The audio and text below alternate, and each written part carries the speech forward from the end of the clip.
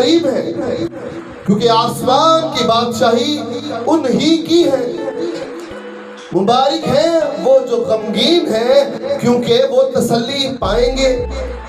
मुबारक है वो जो हलीम है, क्योंकि वो जमीन के वारिस होंगे। मुबारक है वो जो रास्तबाजी के भूखे और प्यासे हैं, क्योंकि वो आसूदा होंगे। मुबारक है वो जो रहम दिल है, क्योंकि उन पर रहम किया जाएगा। मुबारक है वो जो पाक दिल है, क्योंकि वो खुदा को देखेंगे। मुबारक है वो जो सुलह कराते हैं, क्योंकि वो खुदा के बेटे कहलाएंगे। मुबारक है वो जो रास्तबाजी के सबब से सताए गए, क्योंकि वो आसमान की बादशाही उन्हीं की है। पाक कलाम का पढ़ा और सुना जाना हम सब के लिए बाइस से बरकत हो। बड़ी खूबसूरत बातें, बड़ी खूबसूरत, बड़ी अमीक बातें हैं ये। और खुदा यीशु मसीह ने ये 8 सतून तैयार किए हैं, ये 8 मुबारक बातें हैं। और ना सिर्फ मसीह हल्कों में इनकी अहमियत बड़ी है, बल्कि ये तमाम दुनिया में अहमियत की हामिल है। और अगर कोई शख्स इस पर अमल करता है या पूरे पहाड़ीवास पर अमल करता है, तो यकीन जाने वो, मैं तो सच्ची बात बताऊं, वो सीधा जन्नत में जाएगा। यीशु मसीह ने अपनी खिदमत के आगाज में पहाड़ीवास कहा। पहाड़ीवास को पहाड़ीवास इसलिए कहते हैं कि ये जो इस्राइल का सारा इलाका है, ये पहाड़ी इलाका है और यरूशलेम को पहाड़ों ने घेरा हुआ है। चट्टानें हैं, बड़ी बड़ी पहाड़ हैं। एक बड़ा सा जम्मे गफीर खुदा यीशु मसीह के साथ चल रहा होता था जब वो खिदमत करते थे। कुछ मौरखीन ये कहते हैं कि खुदा यीशु मसीह जब खिदमत करते थे तो 4 से 5 हजार लोग कम से कम उनके साथ आगे पीछे दाएं बाएं होते थे।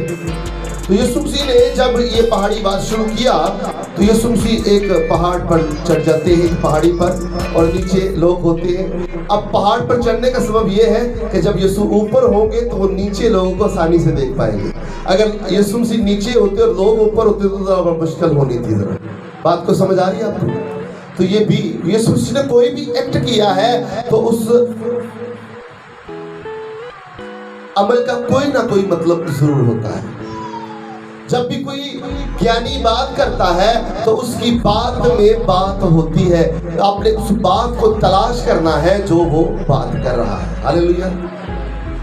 तो आए हम आज के टॉपिक की तरफ बढ़ते हैं। जब हमने मत्ती रसूल की मार्फत लिखा गया इंजीली बयान उसका 5वां बाब और उसकी 3री और 9वीं आयत तक मुतालिया किया है, तो पहली जो मुबारक बातें यहाँ पर आ रही है वो ये है, मुबारक है वो लोग जो दिल के करीब हैं। मुबारक है वो लोग जो दिल के करीब हैं, क्योंकि आसमान की बादशाही उन्हीं की है। आसमान की बादशाही उन्हीं है। खुदा यीशु मसीह उन्हें मुबारक कहते हुए यहाँ पर नजर आते हैं। उन लोगों को डील कर रहे हैं जो दिल के करीब हैं। खुदा यीशु मसीह दिल के करीब उनको कह रहे हैं। हमारे नुक्ता नजर से ये दिल के करीब कुछ और है, यानी बड़ा थोड़ दिला, सब कुछ होते बावजूद मैं करते, मेरे को कुछ नहीं, मेरे को कुछ नहीं, मैं मर गया, मैं लुट गया, सब कुछ खत्म। लेकिन ऐसा नहीं है। यीशु मसीह जो बात कह रहे हैं, ये बात तो हम इंसान कहते हैं, लेकिन यीशु मसीह यहाँ पर जब इस बात को डील करते हुए नजर आ रहे हैं कि मुबारक है वो जो दिल के करीब है, क्योंकि आसमान की, भाई जमीन की नहीं, आसमान की बात कर रहे थे यीशु मसीह। आसमान की बात कर रहे हैं, जमीन की नहीं बात कर रहे हैं, क्योंकि यीशु मसीह जमीनी नहीं थे, वो आसमानी थे। और वो कहते हैं एक ही आसमान पर से आया है और एक ही आसमान पर जाएगा, और वो सिर्फ मैं हूं। खुदा यीशु मसीह आसमानी थे, इसलिए उनका आसमानी घर था। उन्होंने अपनी पूरी जिंदगी में जमीनी खिदमत में आसमान की बात की है, जमीन की चीजों और जमीन की बात तो उन्होंने की ही नहीं है। हम जमीन के हैं, इसलिए हम जमीन की बातें करते हैं। हम जमीन के हैं, इसलिए हम क्या करते हैं? जमीन की बातें करते हैं। लेकिन यीशु आसमानी था, इसलिए वो आसमान की बात करता है। वो आसमान की बात करता है। अब क्या कर रहा है? खुदा यीशु मसीह ने कहा मुबारक है वो लोग। कौन मुबारक है जी? वो लोग जो दिल के करीब है। यहाँ पर वो आजिज और फरोतन लोगों की बात कर रहे हैं। यहाँ पर वो आजिज और फरोतन, जो फरोतनी का मुजाहरा करते हैं। मैं हमेशा ये बात बताता हूँ कि जो फरोतन लफ्ज है, ये फारसी जुबान का लफ्ज है, जो दो लफ्जों का मरकब है, कंपाउंड वर्ड है। यानी फ्रो और तन, ये जब मिलते हैं तो एक लफ्ज मर से वजूद में आता है, जिसको हम फ्रोतन कहते हैं। क्या कहते हैं जी? फ्रोतन कहते हैं। यानी फ्रो का मतलब होता है झुकना, और तन का मतलब यानी जिस्म। यानी अपने जिस्म को झुकाने का मतलब क्या है? फ्रोतन होना। अपने जिस्म को झुकाने का मतलब क्या होता है? ये देखिए, मैं झुक गया हूँ, ये मैं झुका हूँ और मेरे साथ मेरा बदन भी झुका है। अंडरस्टैंड कर रहे हैं? और अगर मैं ऐसे हो जाऊं तो इसको क्या कहेंगे आप? और अब आपने कभी मुर्दा शख्स देखा? किस किसने मुर्दा शख्स देखा? मैंने तो देखा है। इत्तेफाक हुआ है? कोई एक्सपीरियंस शेयर करेंगे एडा साहब, नबी राजा साहब? जो मुर्दा होता है वो अपनी जगह रुक नहीं सकता, वो अपन जाता है जी। उसकी ना टांगे हिल सकती है, ना बाजू हिल सकते हैं, वो सीधा ही जो होता है ना, वो होता है अकड़। यानी कि अकड़ जो है वो मुर्दा इंसान में आती है। कोई और एक्सपीरियंस शेयर करें मुर्दा शख्स की कोई बात?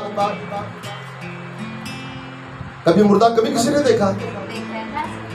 मुर्दा शख्स में अगर थोड़ी देर वहां पर पड़ा रहे चारपाई पे, तो बदबू आना शुरू हो जाती है। क्या आना शुरू हो जाती है? क्या आना शुरू हो जाती है? मैंने आपको कहा संजू भाई इनको बाहर ही लीजिए और वहां पे आप बैठ जाइए और खामोशी इख्तियार करवाइएगा। मतलब ये था कहने का। अगर जिंदा इंसान में बदबू और अकड़ आ जाए तो वो मरों से भी ज्यादा बदतर है। वो अंडरस्टैंड करें। अक्सर हम कहते हैं यार इनके कौन नहीं बैठे तो बड़ी बो आ रही, इसमें वो नहीं, ये बड़ा इनके अंदर बड़ी बो है यार। यानी कि मैं और मैं करने वाला हलाल हो जाता है। अगर कुर्बानी में देखते हैं ना, बड़े बकरे और छतड़े हलाल हो जाते हैं। अंडरस्टैंड करनी। और यहाँ पर लिखा है मुबारक है वो लोग। भाई मुबारक है कौन? वो लोग जो दिल के करीब है, हमारे मुताबिक नहीं, यीशु मसीह के मुताबिक। और कौन? वो जो आजिज है, वो जो फरोतन है, वो जो इंकिसारी का मुजाहरा करते हैं। ऐसे लोग ख्याली महल तामीर नहीं करते हैं, वो काम करके दिखाते हैं। भाई वो अपने किरदार से साबित करते हैं कि मैं खुदा का बेटा और खुदा की बेटी हूं, और लोग उनके फलों से देख लेते हैं कि ये खुदा का बेटा और बेटी है। वो बातें नहीं करते, वो अपने रवैयों से, अपनी एक्टिविटी से, अपने किरदार से बताते हैं कि मुझ में यीशु है। अब मैं न रहा, बल्कि यीशु मुझ में जिंदा है और मैं मर चुका हूं। भाई मैं मर चुका हूं, अब मैं नहीं हूं। मैं न रहा, बल्कि मेरा बनाने वाला मुझ में समा चुका है। अब मुझको मेरे खुदा के तौर तरीके से जानो, क्योंकि मैं नहीं रहा हूं, मेरा यीशु मुझ में जिंदा है। हालेलुया। ये है आज वो लोग मुबारक हैं जो अपनी हस्ती को मिटा चुके हैं, जो अपनी शोहरत को यीशु के नाम के लिए कुर्बान कर चुके हैं, जिन्होंने अपनी दौलत को क्या कहा, अपना नुकसान जाना यीशु मसीह के नाम के लिए। उनकी दौलत, उनकी आड़े, उनकी पाकीज़गी को उनकी किरदार कशी करनी शुरू कर दी। उन्होंने दौलत को नाचीज जाना, हकीर जाना यीशु के लिए, क्योंकि वो जान चुके थे हिकमत और मार्फत शहादत के खजाने तो मेरे यीशु में पोशीदा है। वो लोग मुबारक, वो लोग मुबारक। फकीर फरीसियों ने उन्होंने अलग अलग तालीम में लगाया हुआ था। वो सिर्फ बातें करते थे, अमली काम कोई नहीं करते थे। वो कह देते थे करते खुर्दे खुर्दे, लेकिन यीशु मसीह ने उनको बताया, यीशु मसीह ने उनको सच्चाई की राह दिखाई, और सच्चाई की राह वही दिखा सकता है जो खुद सच्चाई हो। हालेलुया। जिंदगी वही दे सकता है जो खुद जिंदगी हो। जो जिंदगी देता है वही जिंदगी रखता है। हालेलुया। यीशु मसीह मुबारक था। मुबारक का मतलब होता है दो लफ्ज है। अगर ये खालिक के लिए इस्तेमाल हो तो क्या है, ये लफ्ज इस तरह बन जाता है उर्दू ग्रामर के हिसाब से, जो बरकत रखता है। और अगर ये मखलूक के लिए हो तो जिसको बरकत दी गई हो। बड़ा बड़ा करीबी नुक्ता मैं आपको बता रहा हूं। मुबारक अगर लफ्ज खालिक के लिए इस्तेमाल हो तो ये क्या होगा कि वो बरकत रखता है, वो बरकत रखता है। अगर यही लफ्ज मखलूक के लिए इस्तेमाल हो तो जिसको बरकत दी जाए, और जो बरकत रखता है वही बरकत दे सकता है। जो बरकत रखता है वही बरकत दे सकता है। कुछ लोग इसको इस तरह भी कह देते हैं कि अगर इसके मीम के ऊपर पेश आ जाए तो ये लफ्ज खालिक के लिए इस्तेमाल होता है, मुबारक। और अगर इसके ऊपर पेश ना आए तो मुबारक कह देते हैं। वो भी ठीक है कुछ हलकों में, लेकिन मैं आपको ये लफ्ज इस्तेमाल कर आगे बढ़कर लफ्ज करता कि पत्थर ना पड़े हमें। अगर ये मुबारक लफ्ज तो आंख है मेरी जहां मुबारक खुदा है, किसको कह रहा है ज़बूर नवीस? मुबारक खुदा है, वो मुबारक है क्योंकि वो बरकत रखता है। इसको प्लीज आप कोशिश किया करें, यहाँ पे सोनिया, यहाँ पे कोई ना आए नेक्स्ट टाइम।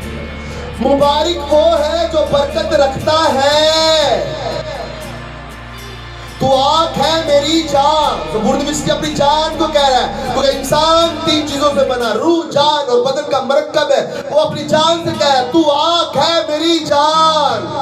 मुबारक खुदा है, वो बरकत रखता है, और जो रखता है वही देता है। हालेलुया।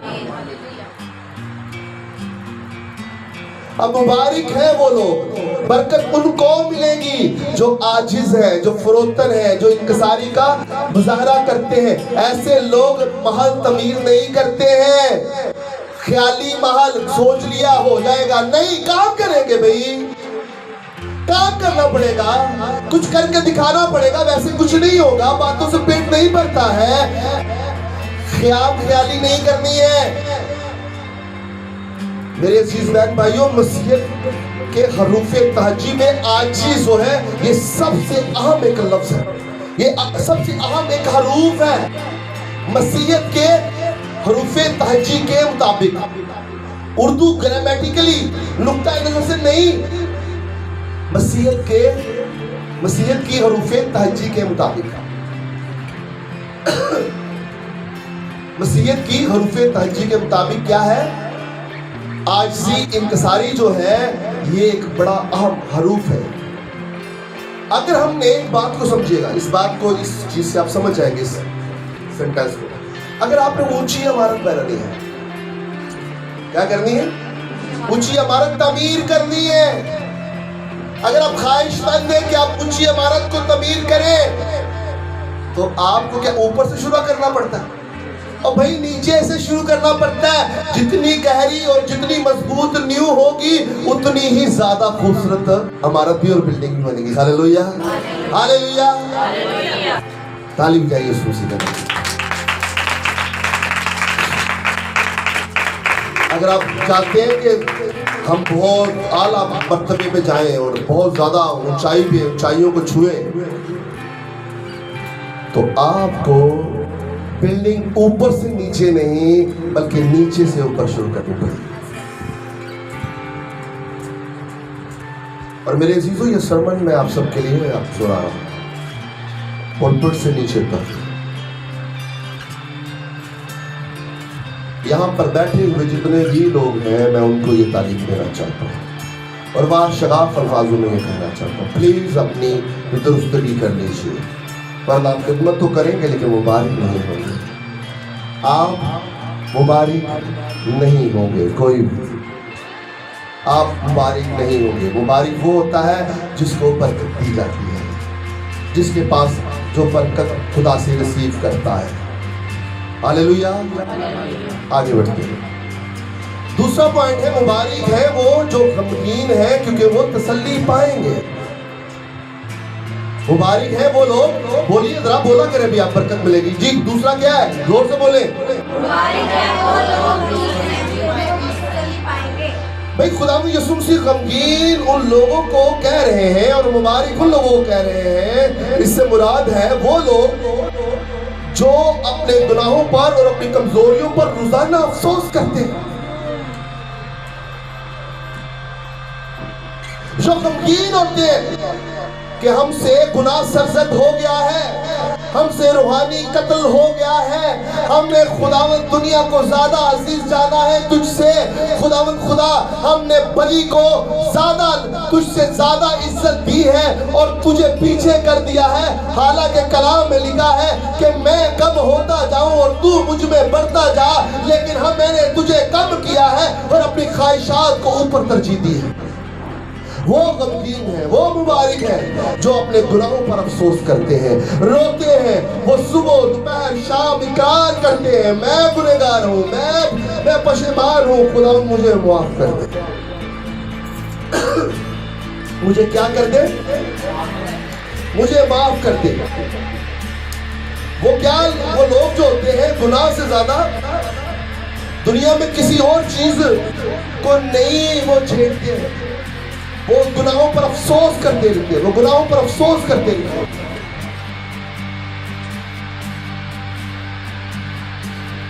दुआ किया करे मेरा गला ठीक हो जाए, अब इन्फेक्शन है मेरे गले में।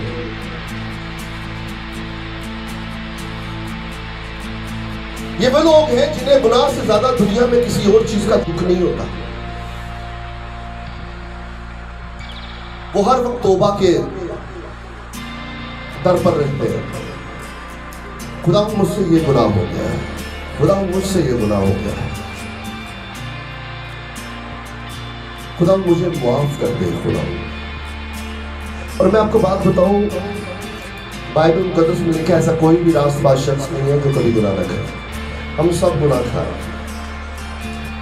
जितने भी नबी पैगंबर आए हैं यीशु मसीह को निकाल कर सभी गुनाहगार हैं और वो गुनाह ही की पैदावार थी और उसी गुनाह का धब्बा भी उनके ऊपर था। बल्कि जो गमगीन है वो इस ख्याल में भी है कि खुदावंद हमसे कोई गुनाह ना हो जाए। और बाइबल मुकद्दस में लिखा हुआ है ऐसे लोग मुबारक है, ज़बूर 51 उसकी 17 आयत में जब मुतालिया करते हैं, शिकस्ता रूह खुदा की कुर्बानी है। एक दिन ऐसा आएगा जब इनके आंसू नहीं बहेंगे बल्कि वो तसल्ली पाएंगे और खुदा उनको मुआफ कर देगा।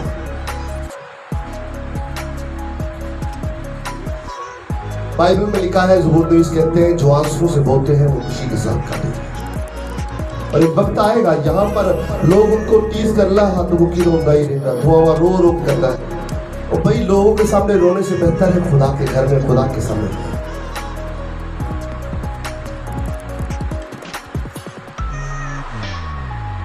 खुदा उनको मुबारक कह रहा है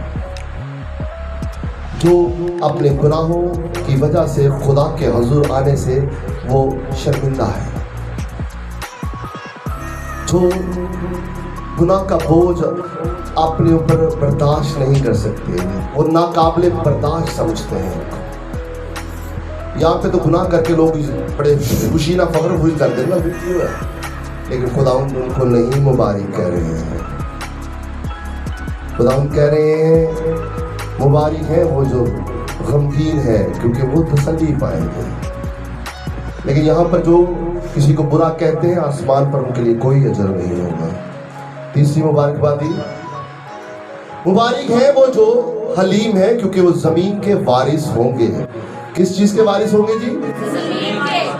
खुदा यीशु उन लोगों को मुबारक कहते हैं जो फरोतन है, इससे उनका मतलब वो लोग हैं जो कनायत पसंद है, कनायत पसंद, जो हर हाल में खुश हो जाते हैं। जितना भी मिल जाए वो कहते हैं बस जय यीशु दी, जय यीशु दी। यकीन जाने 2 लोगों ने चर्च में मुझे एक बात कही और मुझे बहुत ज्यादा, और ये बात ऑलरेडी मैं तो कहता ही हूं, ये बात ऑलरेडी मैं तो कहता ही हूं। अच्छा, मेरी एक आदत रही है जो मैं आप अपनी कलीसिया को सिखाना चाहूंगा, अपनी भेड़ों को। मैं सिफारिश का कायल नहीं हूं, मैं सिफारिश का, हमारी सिफारिश यीशु मसीह है। हालेलुया। एलोहीम खुदा है। जितने लोग मर्जी खराब हो जाए आपके, कोई फर्क नहीं पड़ता।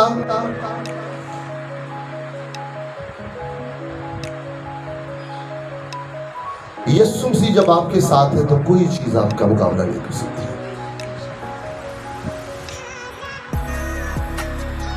यीशु के ऊपर ईमान रखो। जिस हाल में खुदावंद यीशु मसीह नासरी ने आपको रखा है, आप खामोशी से, हलीमी से, आजी से, इंकसारी के साथ और खुदावंद यीशु मसीह के भाई और बहन होने की हैसियत से, उसके साथ हम मिरास होने की हैसियत से, खुदा के बेटे और बेटियां होने की हैसियत से उस पर कनायत करने। किससे चाहते हैं आप इज्जत? इंसान से नहीं। इज्जत तेरी बतावेगा, इज्जत तेरी बतावेगा। इंसान क्या दे सकता है आपको? वो तो खुद मोहताज है, और मोहताज शख्स किसी की मोहताजी दूर कर सकता है। और भाई उससे मांगे जो सबको देता है। हालेलुया। जब से मुझे ये बात समझ आई, मैंने ये बात छोड़ दी। मेहनत करो। सुस्त घुटने और ढीले हाथ मेरे मसीहा को पसंद नहीं है। मेहनत करो। वो आपको अर्श से, फर्श से अर्श तक पहुंचा देगा। एक रात को बड़ी खूबसूरत बात मैंने सीखी। सिजदा एक ऐसी चीज है, ऐसा एक एलिमेंट है, ऐसी खूबी है जिसके जरिए से हम फर्श पर सरगोशी करते हैं, बातें करते हैं, लेकिन सुनी हमारी आसमान पर जाती है।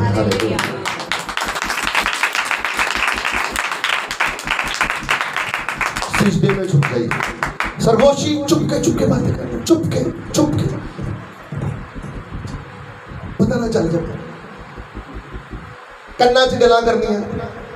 और सिजदे में जब इंसान झुकता है तो वो अपने रब से बातें कर रहा होता है। सिजदा एक ऐसी एक चीज है, ऐसा एलिमेंट है, ऐसी खूबी है उस चीज में कि इंसान फर्श पर सरगोशी करता है, चुपके बातें करता है, लेकिन उसकी सुनी अर्श पर। सिजदे में चले, यकीन है ना सुनी जाएगी। किसी ने करना कहें तो बेहतर है खुदा सिजदे चले जाओ। इतने कोई नहीं सुनेगा ताड़ी, प्लीज कोई नहीं सुनेगा। आसमान पर सुनी जाए, आसमान पर सुनी जाए। जमीन से डिस्कनेक्ट कर ले,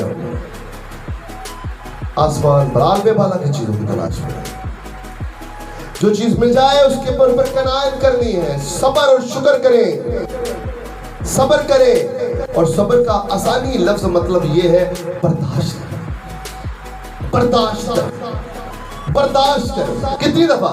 और जब तक सांसें चल रही हैं, जब तक धड़कन चल रही है, जब तक आपकी सांस में सांसें बर्दाश्त करें और जान देने तक वफादार रहा है, तो मैं तुझे जिंदगी का ताज दूंगा। भाई मैं तुझे जिंदगी का ताज दूंगा। अगर उसने कहा है तो वो देगा, क्योंकि वो जो कहता है तो होकर रहता है। हालेलुया। मुबारक है वो लोग जो हलीम है, क्योंकि वो जमीन के वारिस होंगे। हम कहते हैं ये टुकड़ा मुझे मिल जाए, ये जगह मुझे मिल जाए। भाई कौन होता है जिसके लिए आप मांग रहे हैं, अगर उसको मिल भी गई तो वो भी कल को सफाई हस्ती से मिट जाएगा, एक दिन यहाँ से चला जाएगा, वो जगह किसी और के पास आ जाएगी। तो मालिक कहाँ पे हम हुए? हमारा तो यहाँ पर कुछ नहीं है, हम तो मट्टी है, मट्टी में मिल जाएंगे। पौल कहता है जब तक मैं इस बदन में हूं, खुदा के घर से जला वतन हूं। हालेलुया। अपना हर दिन आखिरी दिन समझकर गुजारिए कि ऐसा ना हो कि इस बदन में से वो जिंदगी निकल जाए, जिंदगी का दम, और आप खाल के हकीकी के पास चले जाएं। और जब जाएं तो क्या लेकर जाएंगे? अगर कुछ होगा तो वो आपको अपने साथ बिठा लेगा, अगर नहीं होगा तो फिर आपको पता होना चाहिए कहां पे जाना है आपको। हर दिन आखिरी दिन समझकर जिंदगी जिए, बहुत खुशगवार गुजरेगा। ये मत समझिए कि आपने बहुत ज्यादा जीना है, कुछ नहीं। हम रात को सोते हैं और सुबह पता नहीं होता हमने उठना है कि नहीं उठना, और ऐसा बहुत दफा हुआ है। बहुत सारे लोग रात को सोए हैं और सुबह उठे ही नहीं है। और मेरे तो घर में मेरे बारे सबके साथ ऐसा हुआ। रात को 12 बजे मैं उनको सुला के गया और सुबह जब मैं आया देखने के लिए तो वो खुदा उनमें सो चुके थे। समझिए हमारी औकात क्या है, हमारी वैल्यू क्या है।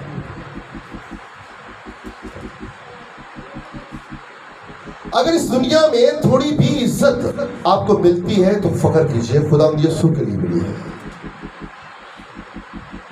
और हर छोटी छोटी बात का बुरा ना मनाने पर आप आमादा हो जाएं।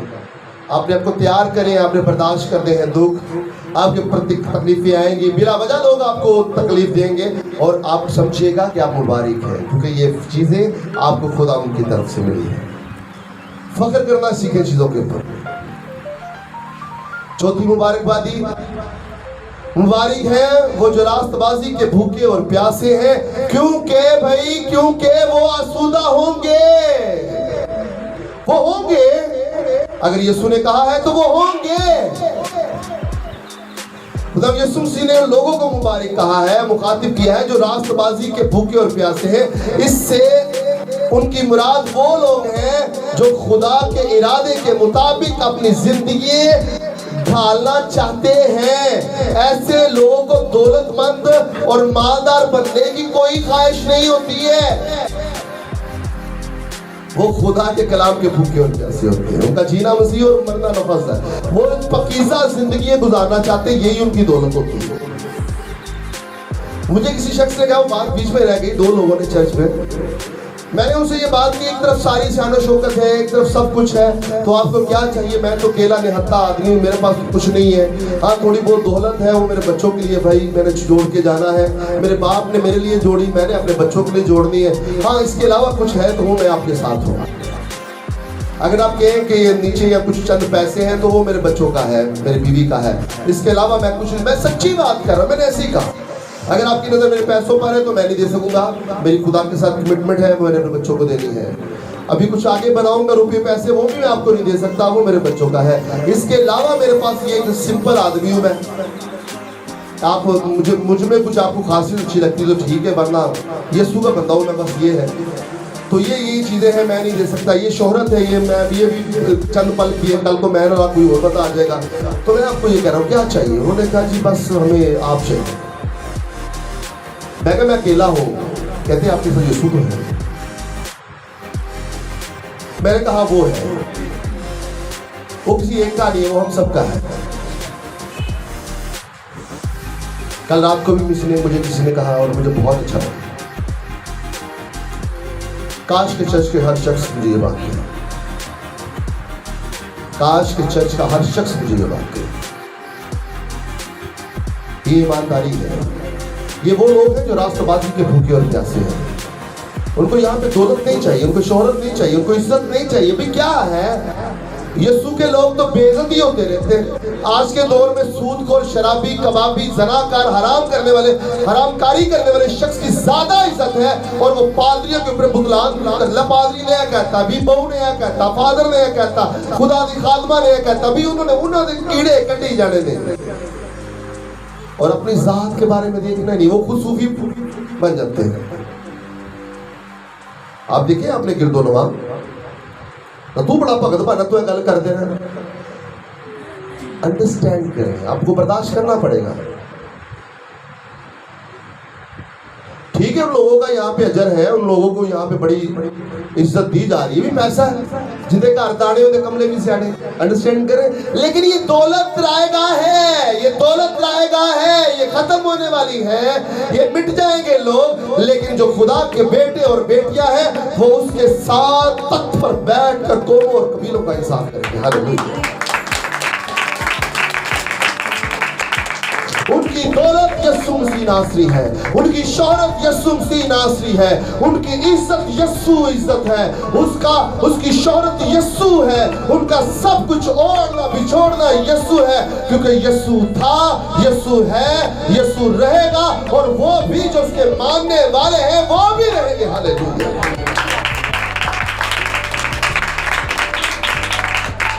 मुबारक है वो लोग जो रास्तबाजी के भूखे और प्यासे हैं, क्योंकि वो खुदा को देखेंगे, वो खुदा को देखेंगे। लोग कहते हैं यीशु नहीं दिखता, भाई किਵੇਂ नजर आ रहे, तो लखा ही नहीं है, आपकी आंखें ही नहीं है, बस यीशु क्यों दिखे आपको? वो नहीं दिखता ऐसे हर किसी को। आप इंसानों को तो डिक्टेशन दे सकते हैं, मेरे यीशु को नहीं दे सकते भाई। वो बादशाह है, वो हुक्मरानी करता है, लेकिन हमारे लिए वो खाकसार एक इंसान बन गया, मुजस्सम। उसने तजस्सुम इख्तियार किया है, उसके लिए बदन तैयार किया, उसने बदन को पहना और तमाम तर मुसीबतें उठाई हमारे लिए।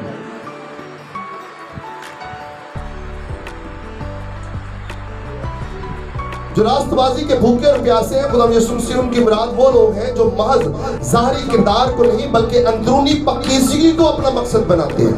अंदर ऊपर से साफ सुथरे कपड़े नहीं पहनते हैं, अपने चेहरे को खूबसूरत नहीं बनाते हैं, बल्कि उनकी बातनी शख्सियत, उनकी स्पिरिट जो पाक होती है, क्योंकि यीशु मसीह ज़ाहिरी शक्ल की तरफ तवज्जो नहीं करता है, वो इंसान की अंदरूनी शख्सियत को पसंद करता है, वो बातनी शख्सियत को देखता है कि अंदर से कितना पाक और नेक और साफ सुथरा है। हम इंसान हैं, हम बाहर से देखते हैं, यीशु खुदा है, वो अंदर से देखता है।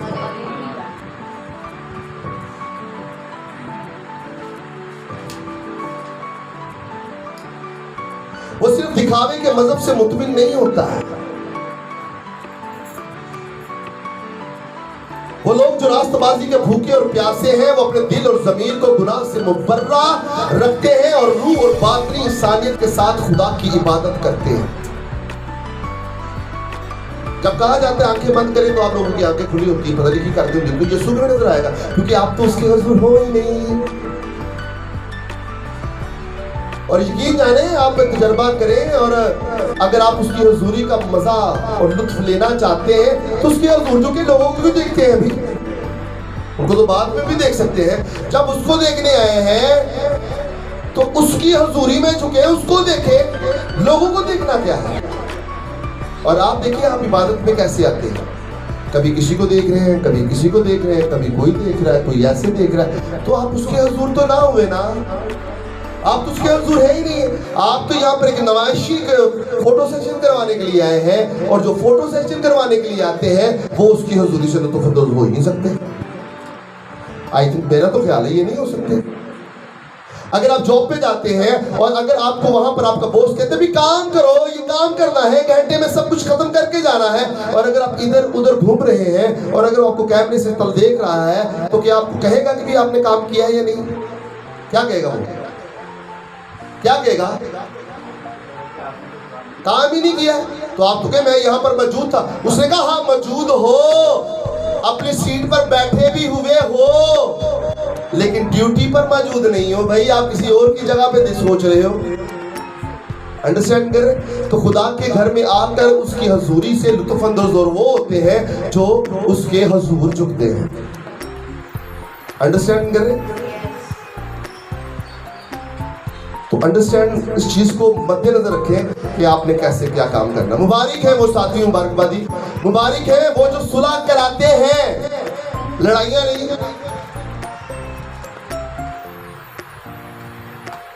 कौन? जो बोले ना कराना, सही पानी पिलाइएगा मुझे, ना कराना क्या है? मुबारक है वो, जोर से बोलिए, मुबारक है वो। आगे क्या है? वो खुदा को देखेंगे। मुबारक है वो, क्योंकि वो खुदा के बेटे। यहां पर मेल और फीमेल दोनों के लिए बात की गई। सिर्फ मर्दा को ज्यादा इज्जत नहीं दी गई। यीशु ने औरतों को भी इज्जत दी। हालेलुया। मर्द कुछ से खुश फहमी का शिकार ना रहना। भैणा भी खुदा दी बेटियां ने। Hallelujah, hallelujah. और बहनें इस दुनिया में और खुदावन के हजूर और दुनिया में किसी भी काम से कमतर नहीं है। औरत को मर्द की पाँव की जूती नहीं बनाया गया है। खुदा ने औरत को मर्द का हेल्पर बनाया है, मददगार बनाया है। उसके अंदर ताकत थी तो बनाया है। ये ताकत जो फीमेल ने अपनी खुद खत्म की है, ना कि किसी और शख्स ने। औरत किसी भी काम में आज के मर्द से किसी भी नुक्ता नजर से कम नहीं है। हेलीकॉप्टर वो चलाती है, इंजीनियर साइंटिस्ट वो है, हर काम डॉक्टर सब कुछ वो है और सब कुछ कर रही है। और पहले दिन से खुदा ने बनाया था, किसी चीज से कम तर नहीं है। इसलिए मैंने ये बात कही कि खुदा के बेटे से मुराद सिर्फ मर्द नहीं है, बेटियां भी हैं। Hallelujah, hallelujah. मुबारक है वो जो सुलह कराते हैं, क्योंकि वो खुदा के चले बेटे और बेटियां कहलाएंगे। ये बात कर देता हूं।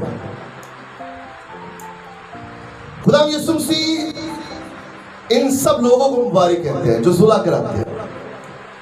इससे उनकी मुराद वो तमाम लोग हैं जो जमीन पर पोशीदा एलानिया घर और बाहर सुलह मोहब्बत के क़याम के लिए अपना तमाम तक असर और रसूख इस्तेमाल में लाते हैं। इसकी डेफिनेशन ये है कि अगर उन्होंने मार कुट भी जलील भी होना पवे ना, तो सुलह कराने वास्ते तैयार रहते हैं। और हमेशा जो सुलह कराने वाले होते हैं, अगर झगड़ा हो रहा दो पार्टीज में, तो जो बीच में पकड़ता है कि भाजी सुलह कर लो, सुलह बकरी खा लेता, सिर बकरा पड़वा लेता। अच्छा, मेरे साथ 2-3 दफा ऐसा हुआ था। उसके बाद मेरे पापा ने मुझे मना कर दिया था, पुत्र छाड़ दे, तू काम नहीं करना। लेकिन वो दुनियावी कुछ और बात थी, क्योंकि मुझे भी मेरी भी पिटाई हो गई थी बीच में, मेरी भी शर्ट फट गई थी और लोगों को पता चला शायद साजिद की होगी। आज से आई थिंक कोई 20 साल पहले की बात है। तो मैं आपको कहूँगा कि अपने सुलह का दामन नहीं छोड़ना है। अगर घरों में, अच्छा ये बातें सिर्फ चर्च तक महदूद नहीं है, ये इंसानों में जाना है। आपने बाहर जाकर आपने सारे ये काम करने हैं। आपको ये सपादी सबसे अच्छे जो हाथे से बढ़ के बस वो सीएज बनना है। आपने अपने किरदार का नमूना बाहर तक देना है, ताकि लोग आपको जाने कि आप यीशु के शागिर्द हैं। Hallelujah, hallelujah. आपकी जिंदगी ऐसी होनी चाहिए, घर में भी, बाहर भी, और लेन देने में भी और दुनियादारी में भी। किसी ने पैसे लेके सप बन नहीं जाना, क्योंकि आज के दौर में किसी को पैसे दे दो, बात भूल जाओ, नहीं तो बाद चो लड़ाई होएगी। ऐसा है ना, दे दो, नेकी करना जानते हो तो कर लो। और अगर आपके पास ज्यादा है तो बर्दाश्त भी करो, दे देगा, कोई बात नहीं, दे देगा। सूदखोरी है ना, अल्लाह चलानी शुरू कर देगा।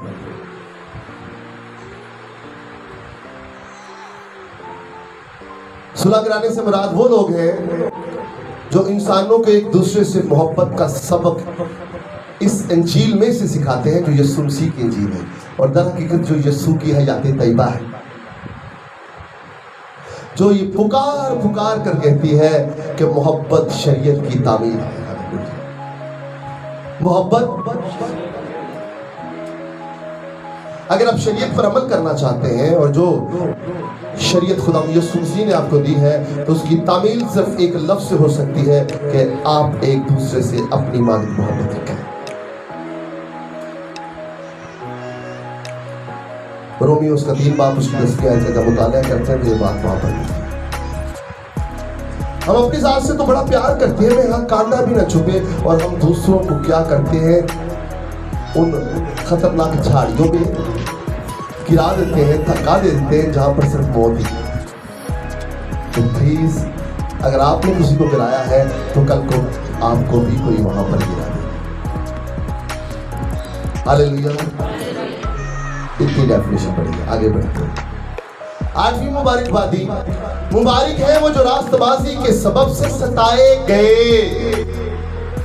मुबारक है, मेरे साथ कहिए, मुबारक है वो जो रास्तबाजी के सबब से रास्तबाजी के सबब से सताए गए हैं, क्योंकि आसमान की बादशाही उन्हीं की है। खुदा यीशु मसीह यहाँ पर उन लोगों को डील करते हुए नजर आते हैं और आखिर में खुदा यीशु मसीह लोगों को मुबारक कहते हैं जो रास्तबाजी के सबब से सताए जाते हैं। इससे उनकी मुराद वो लोग हैं जो मसीहियत को सच्चे तरीके से निभाते हैं, मसीही क्राइटेरिया पे पूरा उतरते हैं, किसी का भी बिला वजह और वजह होने से भी मजाक नहीं उड़ाते हैं, बल्कि मजाक बन जाते हैं, तानाजनी बर्दाश्त करते हैं, लोगों की नफरत को बर्दाश्त करते हैं, बदसलूकी बर्दाश्त करते हैं, क्योंकि वो मुबारक होंगे, क्योंकि बाइबल मुकद्दस में लिखा है कि मुबारक है वो लोग जो रास्तबाजी के सबब से सताए गए। मेरे अजीज बहन भाइयों, अगर आपको जुल्म और सितम आपके ऊपर ढाया जाता है बिला वजह, आपको लोग गंदी गंदी बुरी बुरी बातें, वो बातें जो आपने कभी सोची ना थी, वो बातें जो आपकी जिंदगी में थी ही नहीं, वो बातें जब लोग आपके ऊपर कह रहे हैं, तो बाइबल का जिंदा कदूस और गयूर खुदा का कलमा खुदा यीशु मसीह कह रहा है, मुबारक है वो लोग जो रास्तबाजी के सबब से सताए गए। तो आप लोग मुबारक हो गए, घबराना नहीं है कि लो जी और मैं इंज हो गया, मैं उंज हो गया, मैं तुमने घर बढ़ना नहीं, मैं तो वो हो गया क्योंकि ये हो गया मेरे साथ, इसने ये कह दिया। भाई क्या है, अच्छी बात है, क्योंकि आप मुबारक है। होगा, अगर हरे दरख्त के साथ ऐसा हो सकता है तो सूखे के साथ क्या कुछ नहीं होगा? होगा। ये जो 8 मुबारक वादियां हैं,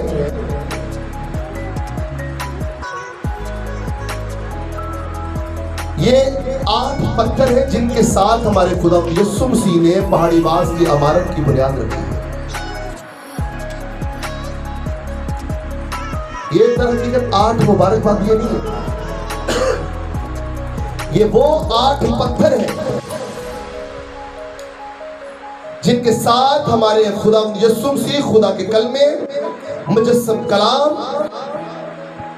जो कामिल इंसान और कामिल खुदा है, उसने पहाड़ी बास की इमारत की बुनियाद रखी है। ये हमारे सामने 8 आजमाइशें हैं। ये आजमाइशें हर ईमानदार की जिंदगी में आएगी और इनका आना वाजिब है।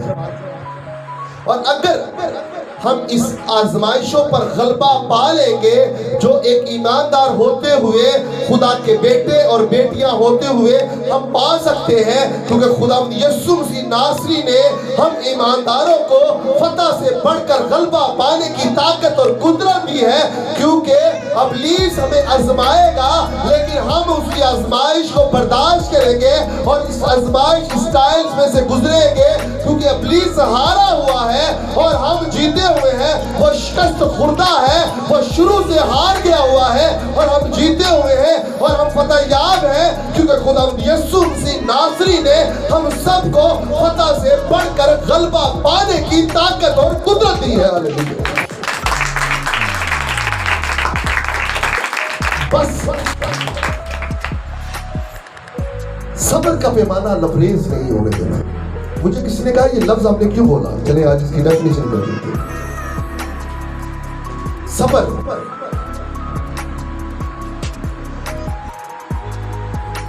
पैमाना समझते हैं, नापने वाला। अक्सर ग्लास पकड़े आप, तो अगर वो पूरा भर गया है, पानी डाल रहे हैं, पानी डाल रहे हैं, पानी डाल रहे हैं, एक वक्त आएगा वो लबालब भर जाएगा। और अगर आप उसमें और पानी डालेंगे तो वो अंदर ही जज़ब होगा या बाहर गिरेगा? तो आप समझे ये गिलास जो है सब्र है, और पानी आपने डाल दिया है, और आपने सब्र जो है उसका दामन नहीं छोड़ना है। आपने सब्र का दामन और कोशिश करना है कि आपके पास इतना बड़ा गिलास हो कि जितना मर्जी आप पानी डालते जाएं वो लबरेज ही ना हो, वो बाहर गिरे ही ना। अपने अंदर इतनी ज्यादा जो है कूफते मुदाफत रख ले कि जितनी बातें भी आपके अंदर आए आप अदम बर्दाश्त का मुजाहरा खत्म होने ना दें। आप अदम बर्दाश्त रखें, बर्दाश्त करें, बर्दाश्त करें। और सब्र बर्दाश्त सिखाता है। सब्र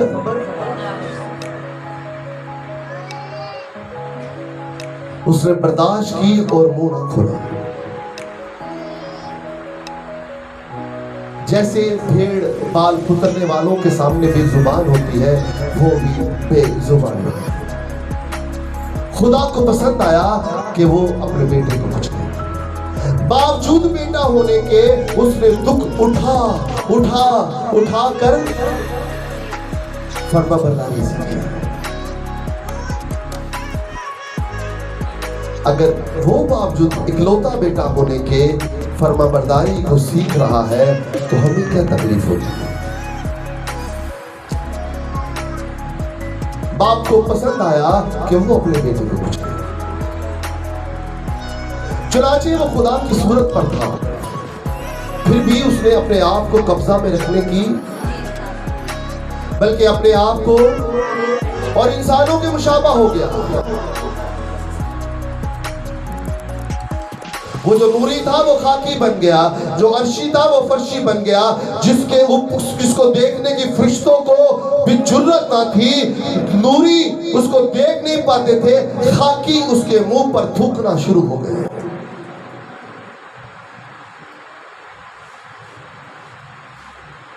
अगर वो ये सब कुछ कर सकता है तो हमें क्या परेशानी है। आए मेरे अजीजों, आज से अहद करें कि हम यीशु मसीह के बताए हुए रास्ते पे चलेंगे। सही मानों में हमारा जीना वसी और मरना नफा होगा। आए हम कहें कि अब हम जिंदा न रहे बल्कि मसीह हम में जिंदा है। आए हम वो मिजाज रखें जो मसीह यीशु का था। Hallelujah, hallelujah. खुदावंद यीशु मसीह की प्रेज़ द लॉर्ड। आए जोरदार तालियां खुदा के जलाल के लिए।